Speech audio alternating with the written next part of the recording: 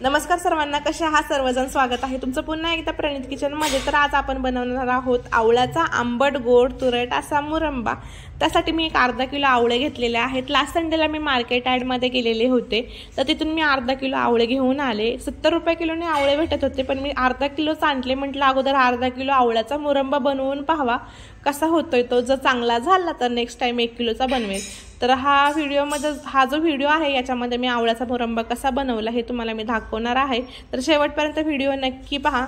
तर आवळ्यांना मी 2 ते 3 वेळा स्वच्छ पाण्याने धुवून घेतलेला आहे। धुवून झालं की त्यानंतर यांना टोचा मारून घ्यायचे आहेत। एक काटा चम्मच घ्यायचा आणि आवळ्यांना मी ज्या पद्धतीने टोचा मारत आहे त्या पद्धतीने टोचा मारून घ्यायचे आहे, जेणेकरून आपला आवळा लवकर शिजला जातो। तर अशाच पद्धतीने मी सगळ्या आवळ्यांना टोचा मारून घेतलेले आहेत। तर बघू शकता।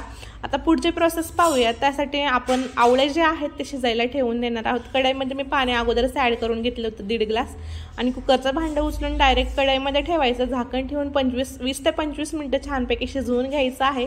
आपले आवळे रेडी झालेले आहेत शिजून, बघू शकता। काही जण काय करतात, पाण्यामध्ये डायरेक्ट आवळे टाकतात कढईमध्ये आणि कढईमध्येच हे आवळे शिजवून घेतात। त्याने आवळ्यांचा सगळं गुणधर्म जो असतो म्हणजे विटॅमिन सी जे आहे ना, पूर्ण पाण्यामध्ये उतरतं आणि ते पाणी यूज पण करत नाही, फेकून देतात आणि मग त्या आवळ्यांचा मुरंबा बनवतात। तर आपण तसं नाही बनवणार, आपण डायरेक्ट वाफेवर ते आवळे अगोदर शिजवून घेणार, जेणेकरून आवळ्यांचा जो गुणधर्म आहे तो आवळ्यामध्येच राहील, पाण्यामध्ये उतरणार नाही। आता मी तुम्हाला दाखवलं कसं शिजवून घ्यायचं वाफेवरती, ते त्याच पद्धतीने तुम्ही शिजवून घ्या। आता दुसरी कढई घ्यायची, त्याच्यामध्ये सर्व शिजलेले आवळे टाकून द्यायचे आहेत आणि मी याच्यामध्ये एक मोठी वाटी साखर टाकलेली आहे।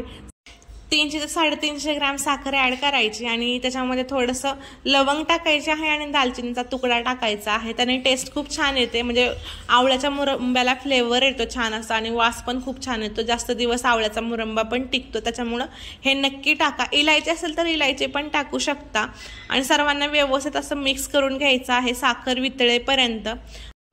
आवळ्यामध्ये खूप गुणकारी गुणधर्म असतात। ज्याच्या शरीरामध्ये विटॅमिन सी ची कमी आहे त्याने डेली एक आवळा तरी नक्की खाल्ला पाहिजे। मोसंबी, संत्री आणि लिंबापेक्षा पण जास्त विटॅमिन सी हे आवळ्यामध्ये असतं आणि असा जर कच्चा आवळा खायला गेलो तर थोडासा तुरट लागतो, म्हणून असा मुरंबा किंवा लोणचं बनवून जेवणासोबत तोंडी लावायला हा आवळा घ्यायचा, जेणेकरून आपल्या शरीरामध्ये आवळ्याचे गुणधर्म पण उतरतील आणि आपल्याला आवळा जो आहे तो तुरट पण लागणार नाही।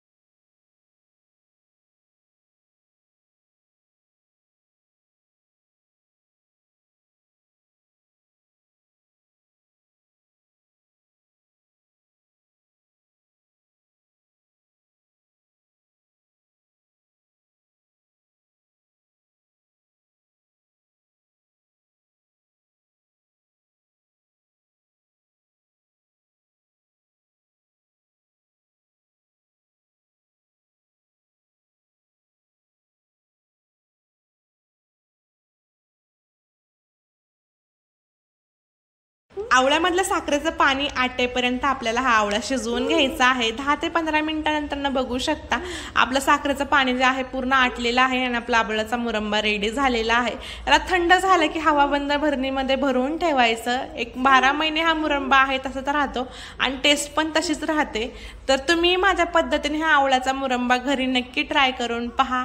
कसा झाला ते कमेंट करून कळवा आणि व्हिडिओ आवडला तर माझ्या चॅनलला लाईक, शेअर आणि सबस्क्राईब करायला विसरू नका। आता भेटूया आपण नेक्स्ट व्हिडिओमध्ये।